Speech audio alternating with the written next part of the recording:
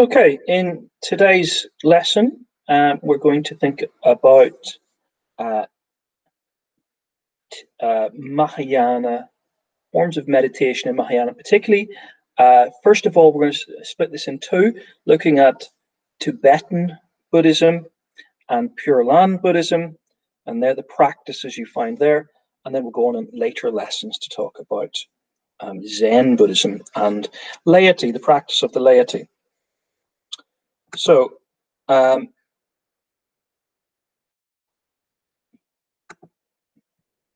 going to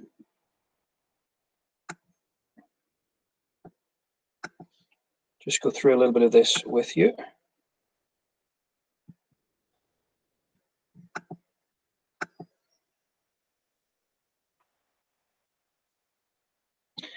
Okay, let me go back to the start.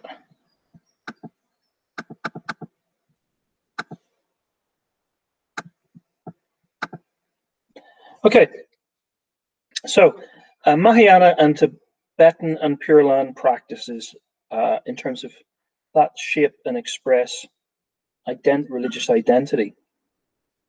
So what I'd like you to do is pause the video, and if you haven't done this already, is go to the lesson start task and create a table of what ways do you think meditation in Mahayana is different to Theravada. Here's some images of Mahayana practices. In what way is Mahayana already, what do you know already about the differences between Mahayana and Theravada practice? Okay, so pause the video now, go and fill in the table, things you think that are different between the two.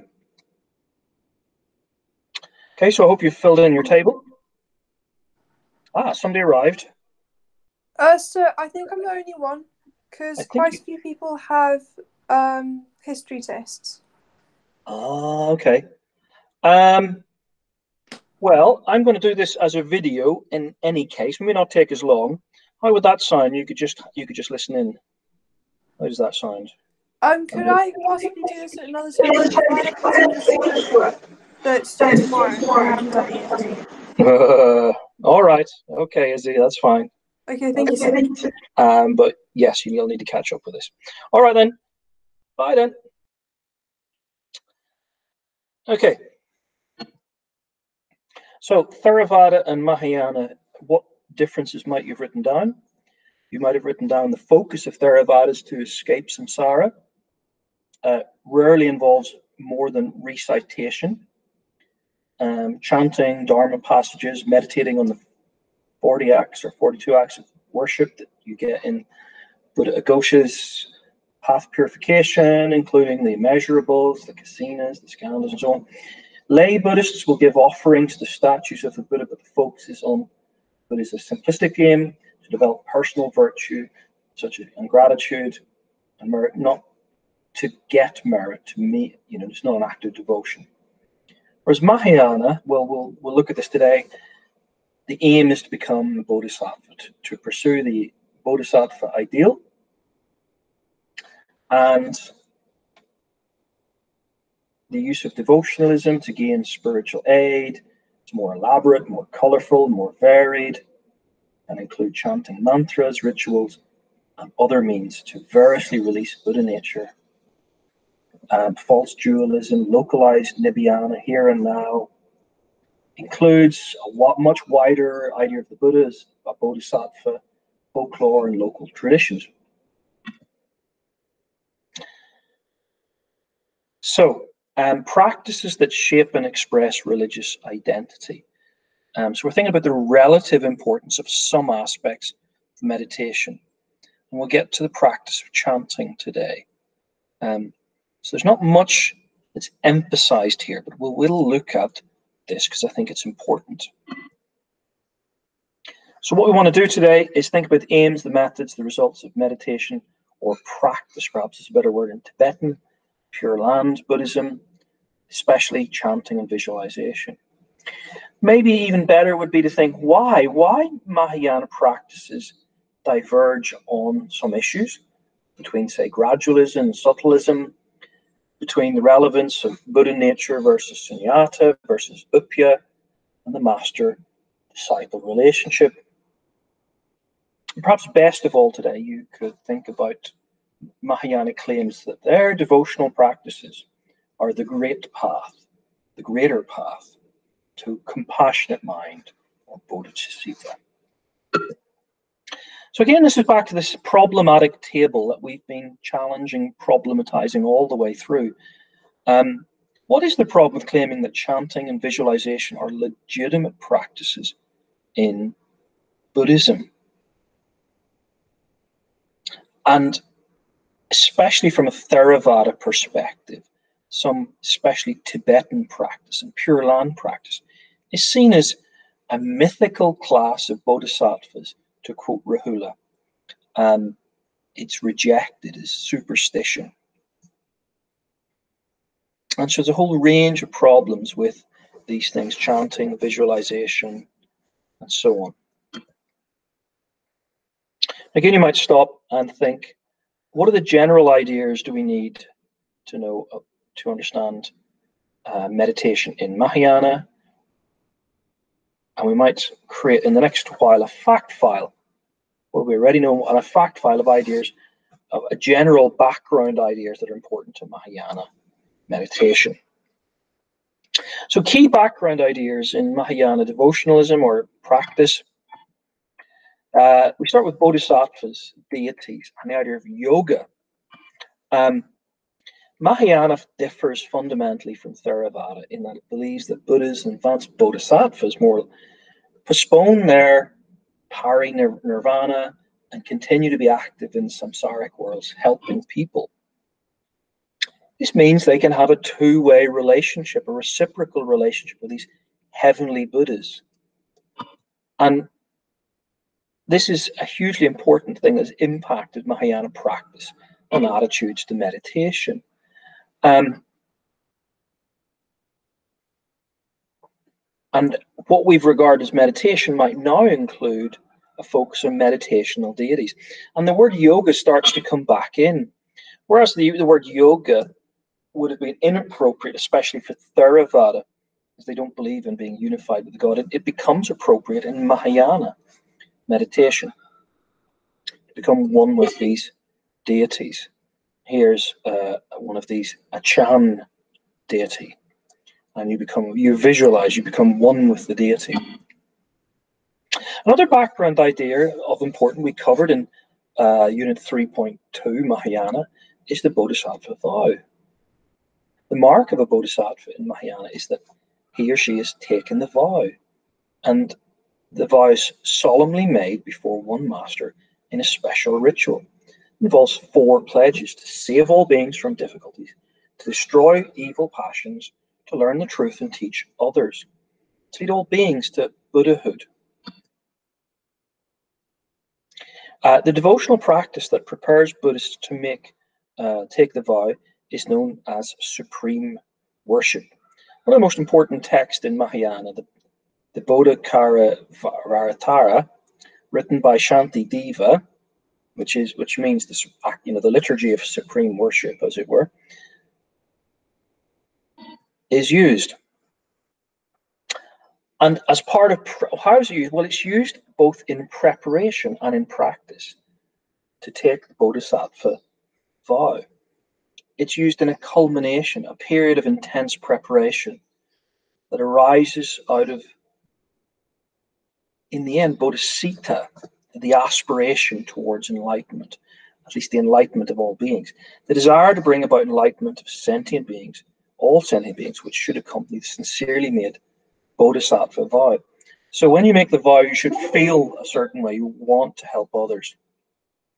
The vow should only be made as an external sign, and this internal opening, which involves the shift in perspective rather than like that of religious conversion. A period of preparation preceding the vow is thus a devotional period in nature. You might use this liturgy of Shantideva, attempting to open the heart to this feeling of love towards others, this arising of the bodhicitta mind, the development of this mind of compassion, but also of wisdom. Another key background idea is the theme of emptiness, sunyata. And it's a key theme, a key salvific theme, a key doctrinal focus is this emphasis on shunyata, emptiness, voidness in the Sanskrit version of the word. It is simply a negative affirmation that things are empty, do not have inherent independent existence, but rather exist dependently. What this means, therefore, is that the idea that we are separate from the things that we perceive is like an illusion, and that in fact we are one with the world around us. Here we have the Vajrayana key symbol, the thunderbolt. Tibetan Buddhism is thought as diamond way, or thunderbolt Buddhism. It's a very complex symbol. It's quite a male symbol. It has the bell, the dory is the equivalent. And does it symbolize sudden lightning realization, or does it symbolize something else? There's a really complex set of debates around the tantric focus of this image and symbol.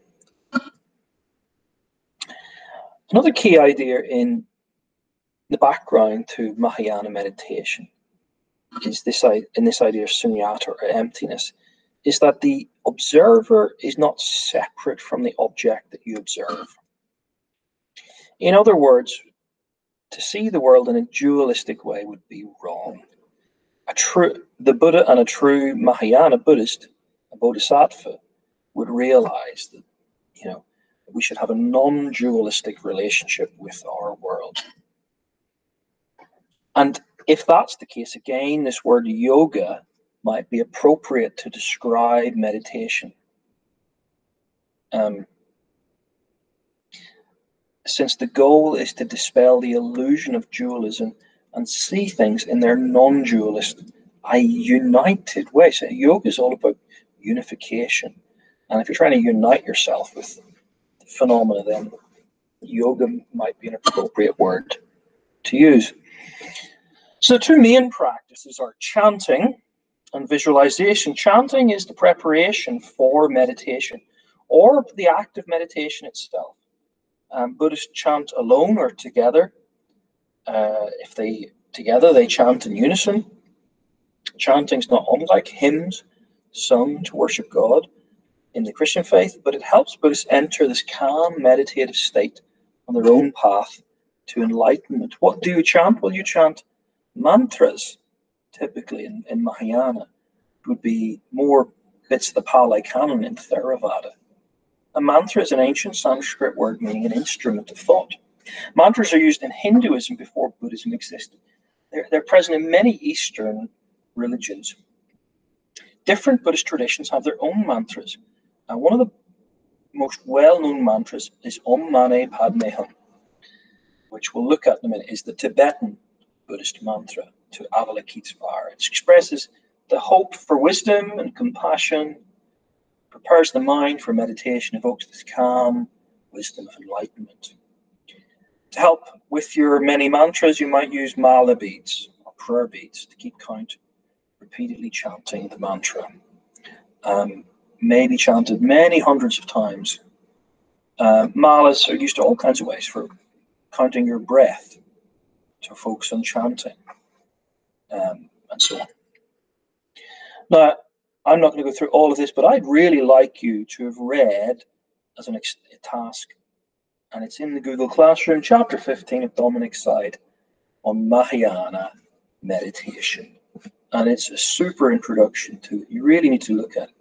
I'd like you to make notes on what is Buddha nature and why is it relevant to meditation, gradualism versus suddenism, skillful means, upya, and the master-disciple relationship. Explaining the role and significance of each of those for meditation. Briefly, but you can read this inside Tathagata Garbha. Buddha nature is highly important. We covered it in 3.2. We all have the potential. We have the Buddhahood within us. So the spiritual path is not simply a way of discovering it, it's uncovering and bringing it to fulfillment. It's already there. You just simply discover it. The result of this perspective, meditation in Mahayana and Vajrayana has two characteristics. It's described not as a method to acquire qualities one does already have, but rather as the way of revealing and realizing the qualities one has deep within. Because Buddhahood is within all of us all of the time, it's theoretically possible to realize this at any time. Enlightenment is imminent and could be attained right now, suddenly and immediately, just as it could be attained gradually through a lifelong process of religious practice. Side also continues, and she talks about the sudden versus the gradual way, subtlism versus gradualism. We did this in 3.2, but just to reprise this, the origin of subtlism is with two different schools, or maybe three schools. The emptiness philosophy of Madhyamaka, the Ekhyana doctrine of the Lotus Sutra, the one vehicle teaching of the Lotus Sutra, influenced later, a few hundred years later, Bodhidharma, and the 6th century Chinese Chan patriarch Hu Ying, and in turn, much later, Rinzai, the founders of Rinzai Zen or Chan Buddhism, which emphasized this ultimate Buddha nature realized through sudden, direct, intuitive or intuition, an intuitive leap of discernment, of sunyata, emptiness, Buddha nature. So in Rinzai Zen today, you would practice things like shouting and beatings and koans and arguing and so much more. And we'll look at that in next lesson properly. The text that supports all that is the Diamond Sutra, which emphasizes emptiness, which must be realized totally or not at all. And this would come to influence Tibetan thinkers. The Mahamudra, the great way, Gelug Tibetan practices of co-emergence yoga to realize primordial awareness. Realize it all or not at all is the idea. But not all Tibet Vajrayana Buddhists are suddenists. Great many are gradualists.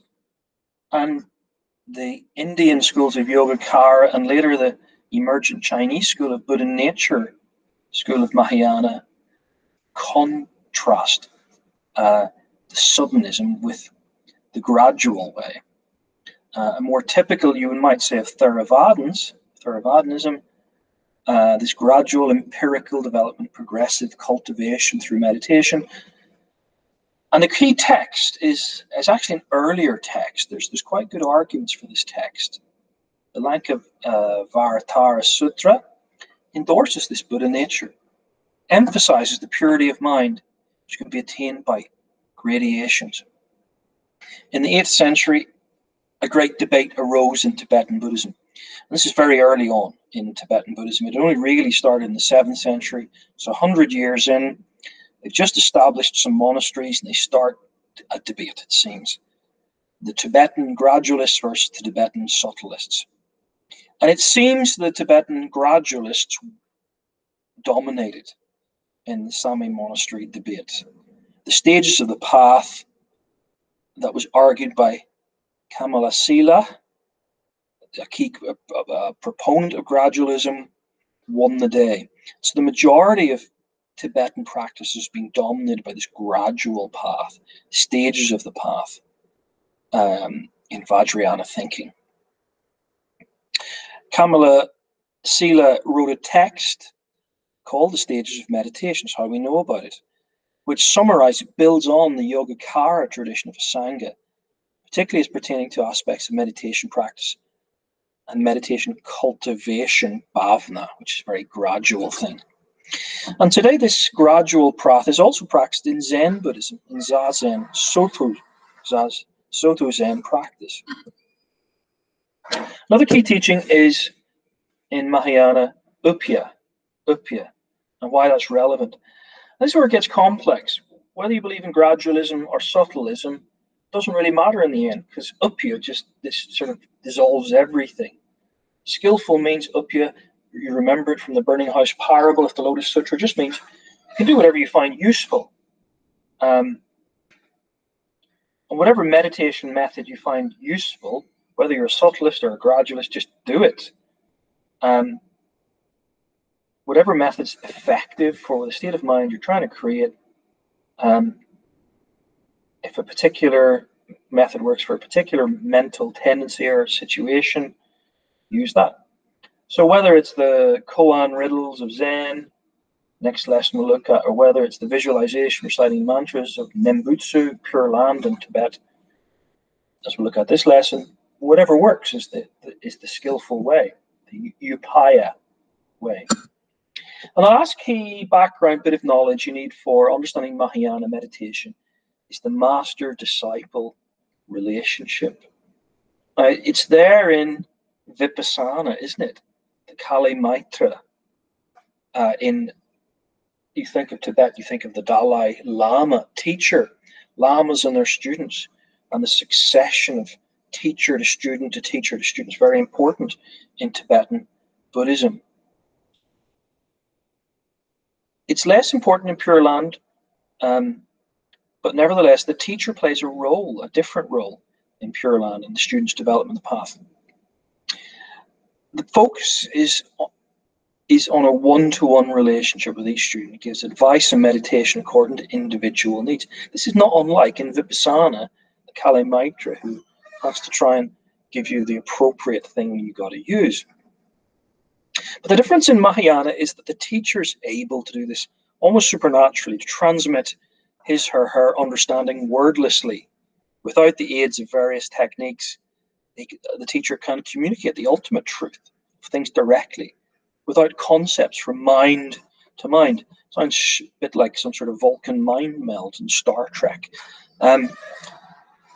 It's considered this special transmission of the spiritual understanding from master-disciple lies at the very heart of Mahayana and Vajrayana traditions. It ensures the power and authenticity of Buddha's teaching is continued from one generation to the next. So, we're going to create 3 mind maps, 3 fact files, 2 fact files on first Tibetan practices and second in Pure Land practices. And we'll look at the idea of tantric themes in Tibetanism, chanting and mantras, deity, yoga, and visualization and mandalas. In Pure Land devotional practice, we'll look at chanting and visualization. So you might pause now and create some mind maps with those themes around it. Be ready to make some notes around your mind map. So first of all, Tibetan practice, chanting and visualization. So Tibetan meditation is built on the idea of the Maha, or the great mudra, or seal or sign. Think of hand gestures or like mudras, aren't they? The great sign. What is the great seal or the great sign? Well, it is the result of meditation, enlightenment. It's the result of meditation, i.e., you get enlightened, rather than a particular type. If it's you become the great seal or sign is individuals who have compassionate, wise minds. In comparison with Theravada, it can be described as the combination of Samatha and Vipassana. Tibetan practice uses both Samatha and Vipassana. But in addition, it includes this tantric practice. And by this, we're referring to this influence of this pre-Buddhist religion in Tibet called the religion of Bon, which was quite animistic and included animistic practices. And this gets included in Mahayana tantric practice. And this includes esoteric ideas of symbols and practices and so on.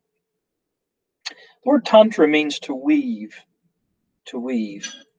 and the idea here is everyday dualistic life, opposites are woven together and united into the realization that duality is a fallacy. Everything is non-dual or sunyata. It's more of a Yogacara idea.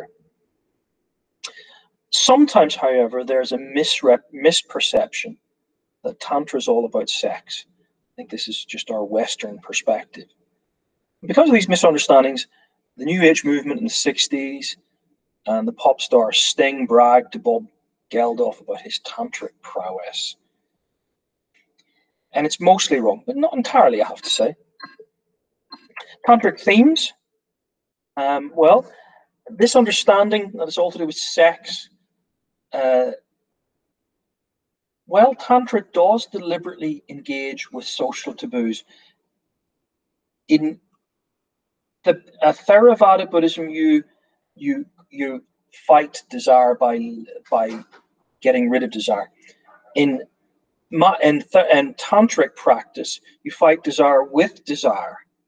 You engage in social taboos. So the social taboos are alcohol, uncleanness, death, sex. Instead of running away from these, Tibetanism kind of embraces them. Tantric yogins will often engage in these themes through imagery and symbolism. Not because they're acceptable, but for the very opposite reason. You fight fire with fire. These things evoke extremely samsaric negativity, and the feelings they evoke are used in tantric rituals to arrive at an understanding of emptiness, sunyata. So famously, Tibetan Buddhism is full of images of sex and death and so on, uncleanness. One of the most unusual practices I find very difficult myself is this one pictured here. A yogin eats from a bowl that is made from a human skull. Not so much eats, but eats metaphorically, symbolically. And there's some very odd, you might even call it occultic practices to do here. And there is a kind of madness that some have fallen into, that sociologists have observed with these tantric yogins. But what they're not saying is that sex and alcohol are acceptable. They're not being made acceptable through these rituals. It's unthinkable for a monk to actually break his vows. They're only broken, it's thought, symbolically through rituals or visualization. Alcohol may be offered in a tantric ritual to a guru, but it's never actually consumed. And this is keeping in line with the Mahayana idea of upaya. Upaya. Just to pause a second, one interesting example of someone who did Tibetan practice is this guy Tenzin Palmo, who practiced for living in the Himalayas in a cell 6 feet deep, 10 feet wide for 12 years in full retreat. She's on her own. She never lay down. She slept in the traditional woven meditation box in a meditative posture for just 3 hours a night. And for the last 3 years, were spent in complete isolation. She survived, interestingly, temperatures below 30 degrees Fahrenheit, or 35 degrees, minus 35 degrees C, and the snow for 6 to 8 months of the year. Many think that meditation gives you superpowers. There's an interesting question. And she continues to be an exponent of Tibetan Buddhism today. So the key practice in Tibetan Buddhism is chanting. And you might pause the video and find some of these Om Mani Padme Hum videos. Really quite interesting videos. I'll play one just to...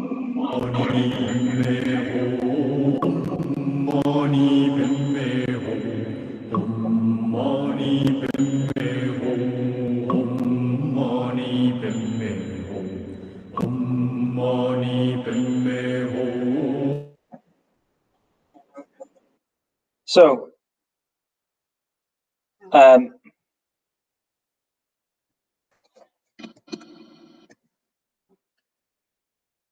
yeah. What does that do for you? That's quite a repetitive. You can look it up and listen to a bit more. Monks practice all kinds of polyphonic singing, and so on. It's very, chanting is important. So it uses, and the key thing what it chants, this is a mantra, Om Mani Padme Hum. It's not a text, it's not a, like Tibet, Theravada would practice, but it's a mantra. The mantra recitation, especially the one to Avalokitesvara, Om Mani Padme Hum, what is it? Interestingly, Edward Conze translates the word mantra spell in the tantric context. Is he right? That's a good question. And this gives Western observers the impression that Mahayana Buddhism is all about sort of magic, hence Doctor Strange and all that sort of stuff in Western movies. Maybe Conze is right to use the word spell, but in today's Harry Potter age, it's inappropriate since it doesn't bring, it brings to mind witchcraft. And that's perhaps unfair on Tibetan Buddhism. A better term might be mind protection, since mantra is derived from the word mind. So a mantra is an act of mind protection. Every mantra is connected to and evokes a particular deity. Om Mani Padme Hum's Avalokitesvara, which is why Western observers thought of them as magic spells. And it might be translated, hail to the jewel in the lotus. Om Mani Padme Hum, hail to the jewel in the lotus.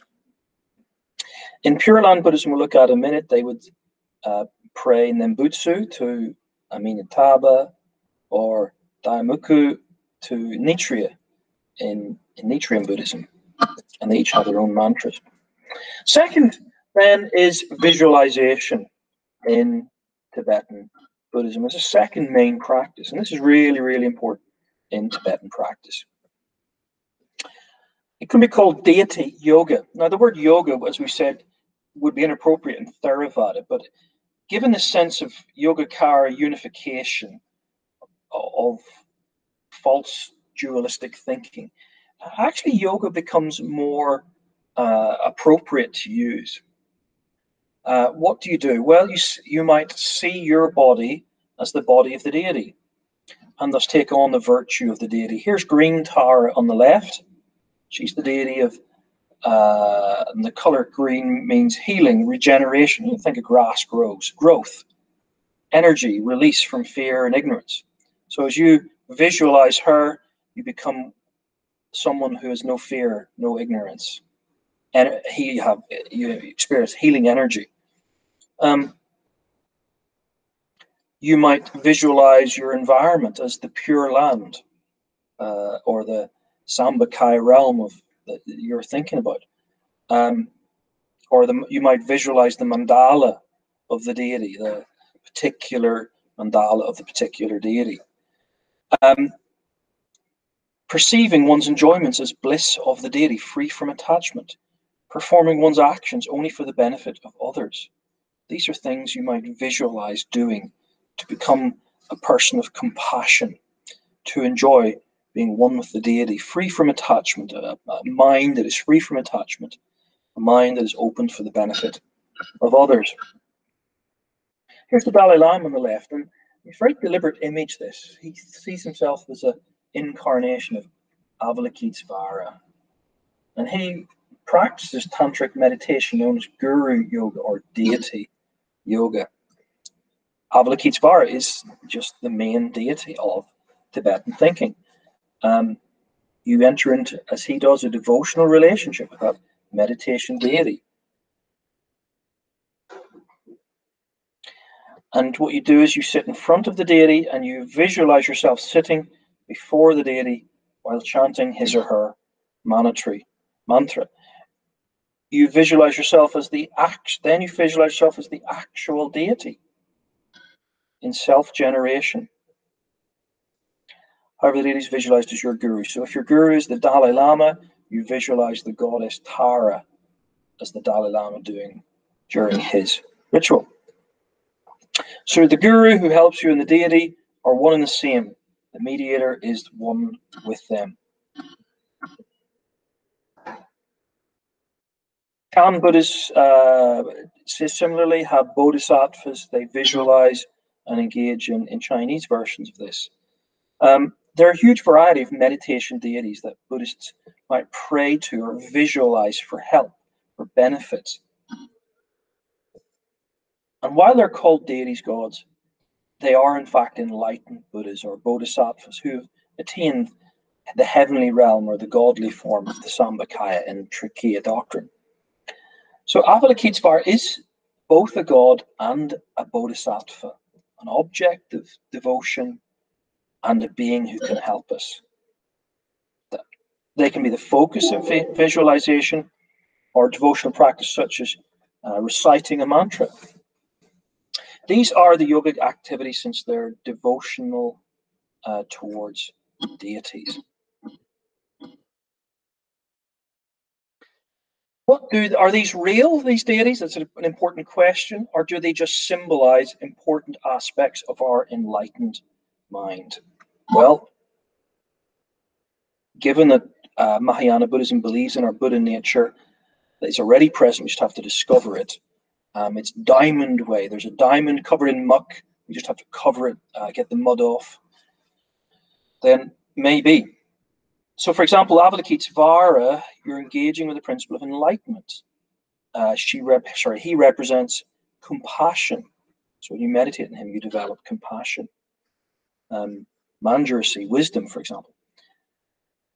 And this is very similar and not necessarily that different from Brahma Vihara meditation, if you talk about in Vipassana. Karuna Bhavana, very, very similar. So we've got to recognize the similarities here. So deity yoga, there are huge numbers of deities for various reasons, from green Tara to Manjusri, cuts away our ignorance and so on. We visualize being in front of them, being one with them, to become them, to develop their virtues of compassion and wisdom and so on. Lastly, mandalas. Here's a mandala, and it's the highest form of yogic tantra. In this, you visualize yourself as the deity entering its mandala. The mandala is like a map or a palace of the pure land of the deity, the world of the deity. And most heavenly Buddhas and Bodhisattvas have their own pure land. They have their own Sambhogakaya realm. And so as you enter through one of the four gates, and it's very stylized imagery, you visualize yourself doing all sorts of rituals and chanting various mantras at different parts. And all these different stages can take up to 10 hours. You enter through this gate, the left gate, the right gate, the south gate, the north gate. You then do this, you then do that. And in the liturgy, the great worship liturgy of Shanti Deva, this can take up to 10 hours, doing all the different practices, very long liturgy that you practice and you memorize. So highest yoga tantra might involve arriving at the center of the mandala eventually and journeying in union with the deity's consort. Deities have consorts, and the consort's there to help you arrive. So perhaps that's a better picture. You see this palace, this mandala is a palace. Maybe just look down from above.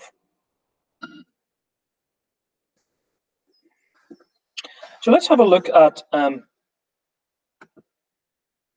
piece of mandala development. So just see if I can do this a second on this video. May not be able to. Just trying to find it here. Where's my channel?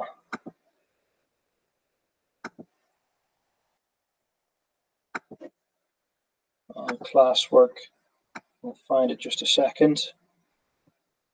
Meditation. Can I open this in a new tab so you can see it? There we go. Share this tab again. So here is a mandala.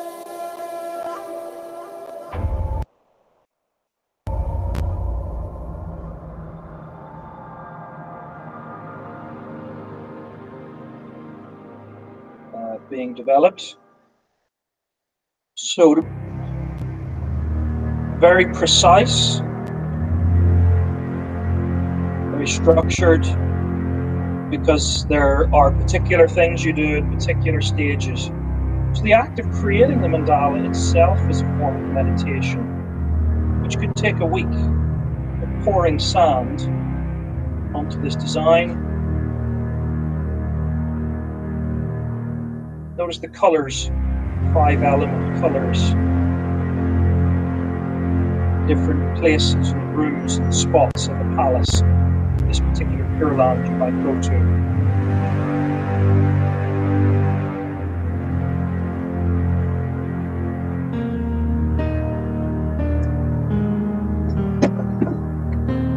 Just a second.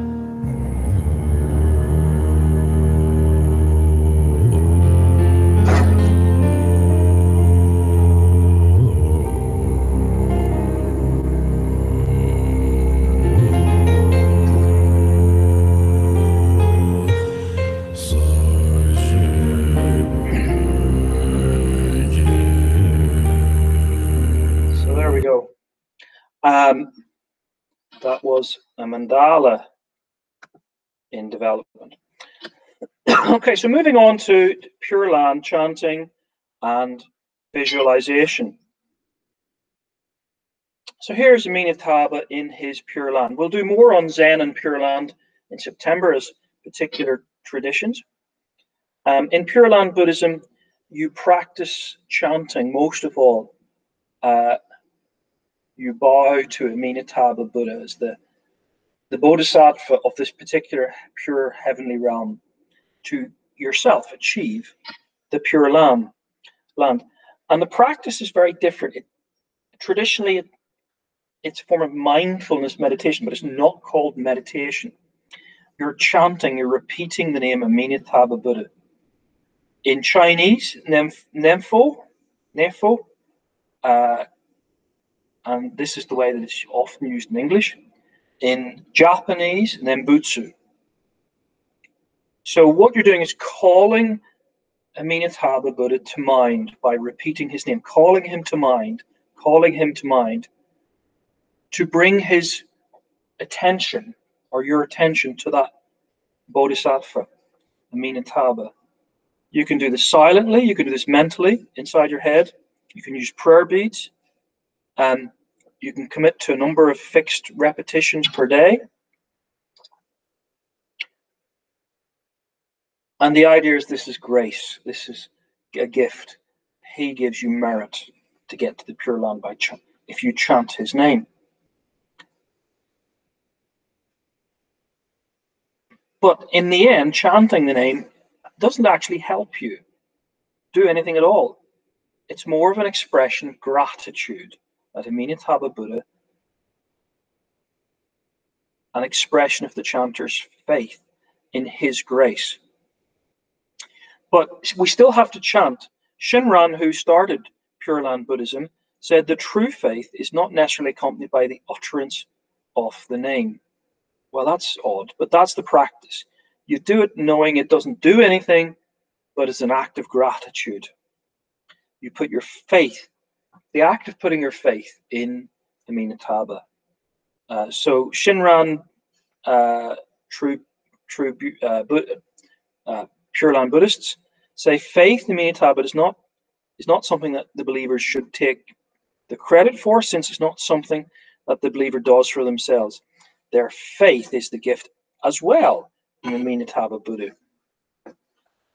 So when you chant Nembutsu or Nefo, I bow to Amitabha, you are assuming certain beliefs, certain doctrines that emphasize the importance of devotion and faith, but more the grace of Amitabha Buddha. Not self-effort, but other effort. He's the one who helps us, even as we chant his name. And so this is a form of devotionalism. And it's not unlike informal Protestants, Christians, and how they put their faith in Jesus. I take refuge not in the Buddha, but the Buddha of inconceivable light. That's Sorry, that's Amenhotep. The practice of invoking the name Amenhotep is called Nembutsu, Japanese, and you can watch there's lots of videos on YouTube of people doing it. It became popular in China and eventually Japan. It was believed that the world had reached a very decadent age, the latter days of the law, in which Buddhist doctrines were thought unclear. Humans lacked the purity of heart or determination to attain salvation by their efforts. Therefore, the only hope was to be saved by the grace of Amenhotep. The doctrine of grace became more and more radical until individual actions were said by some to play no part in a time of salvation. Even a bad man can get to the Pure Land, it was thought. Well, what do you think about that? Can criminals, would you want to go to this heavenly realm if criminals and bad people are there? It's a fantastic question.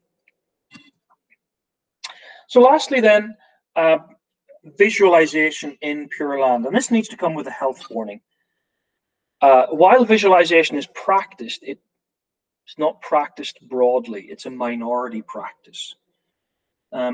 It's found in Pure Land Buddhism as meditative contemplation, visualization of Amenhotep and his attendants in their Pure Land. And there is a sutra where you find this, the Contemplation Sutra, in which we have this story where Amenhotep Buddha describes this queen to a queen the practices of 13 progressive visualization methods corresponding to stages of attainment, various levels of rebirth in the Pure Land. And this is controversial for Pure Landers. There is some debate as to whether they should do this.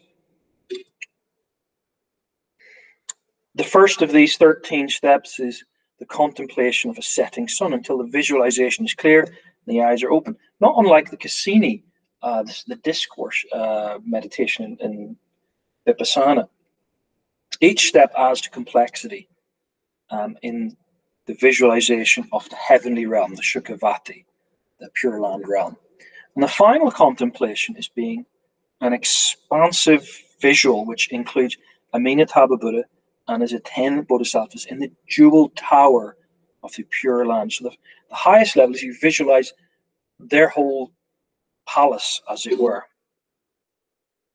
Now,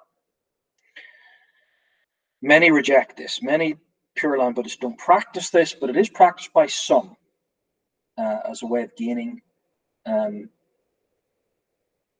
enlightenment, as it were. They believe well, many Buddhists, why do some reject? Well, they reject not just it, but meditation, as it reinforces the sense of a self and self-effort, rather than undermining the sense of self. They see meditation as navel-gazing, and I suppose there's a suspicion that visualization is also this sort of navel-gazing, looking in on oneself, which causes and reinforces the feeling of me, myself, and I. So like meditation, it's thought to be a distraction from the true practice of chanting Nefu Nembutsu or Nembutsu. And you shouldn't chant that without any sort of visual image in your head. All you've got to do in Pure Land is chant Nemu Amida Butsu. I bow to Amenhotep Buddha, with a conviction that saying it, one will certainly attain birth in the Pure Land. That's Honen, founder. You've Shinran and you've Honen, the two founders of Pure Land and true Pure Land Buddhism. Okay, so if you haven't, you need to go back and do read Dominic Side, chapter 15. Think about the background ideas of Buddha nature, gradualism, skillful means, and the master-disciple relationships. Structural and important aspects to Tibetan and Pure Land practice. We said to you this last lesson, assess the view that Vipassana is the most effective form of meditation. It's on EduLink, and there's a question to finish on the Google Classroom on this. We're at the end of today's lesson. What have you learned? You might go to the Google Classroom task. You have your own version of this document. How would you summarize Tibetan and Pure Land Buddhism? What are the key practices? How could you summarize it in a sentence? So in summary today, Tibetan and Pure Land practices aim to develop insight into your Buddha nature, into emptiness or sunyata. Tibetan practices uses this tantric yoga to unify the self with a deity, to get rid of dualistic forms of thinking. Tibetan tantric practices include mantras and the visualization of mandalas. They can be gradual or sudden in their effect, depending on the school of Tibetan Buddhism. Pure Land Buddhism emphasizes the use of chanting, that meditation is a distraction, that all you need to do is put your faith in the grace of Amitabha. I bow to Amitabha, Nembutsu, or Nefu. And this is the essential, because belief in merit transference and grace is what's happening, not self-effort.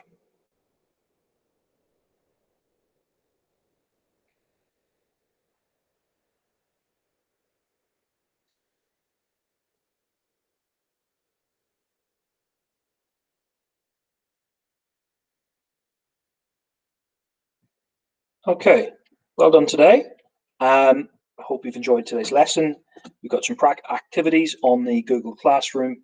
Make sure you do them to the best of your ability.